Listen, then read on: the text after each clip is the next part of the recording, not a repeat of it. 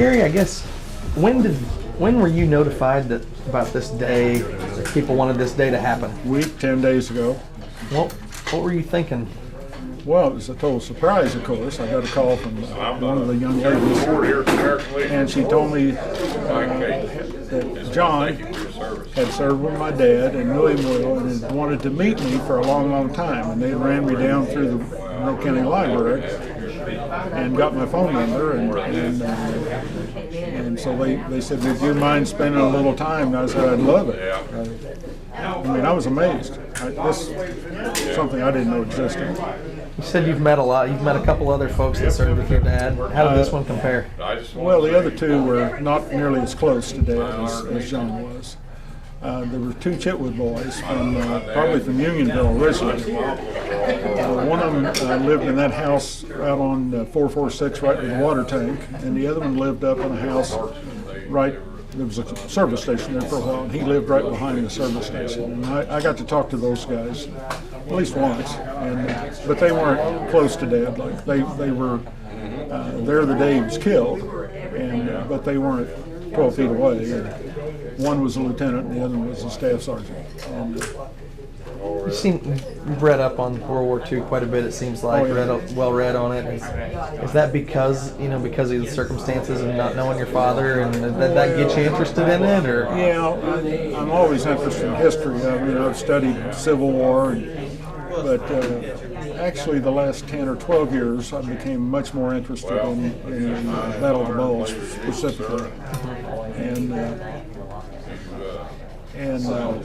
but this just blows my mind.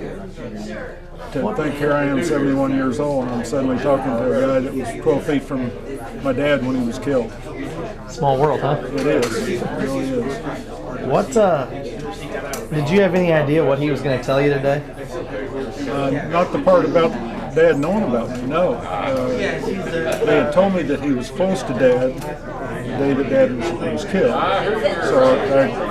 And his memory is so good, I couldn't have envisioned that he would know all the memory. We talked about the 4 names of the guys that went on patrol with him.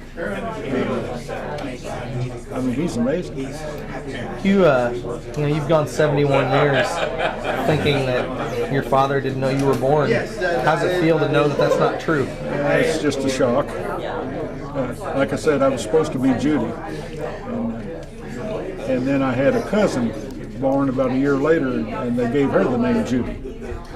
So I was supposed to be Judy. And then I've got a letter from Dad to Mom that hinted that maybe I should be Stephen if I didn't turn out to be the apple of their eye.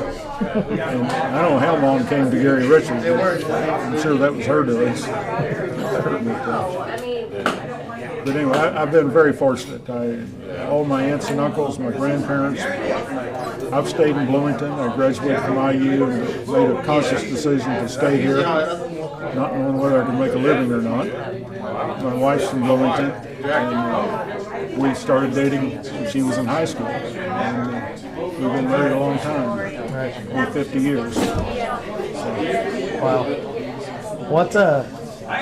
Could you imagine him wanting to tell you this for 71 years, what that must mean to him today? No, I can't. Obviously, this is something that he wanted to share, and I just think that's amazing. And the fact that he has a memory like he has. He remembers first names, he remembers where they were on certain days, and that's amazing. And he's one of a kind, I think.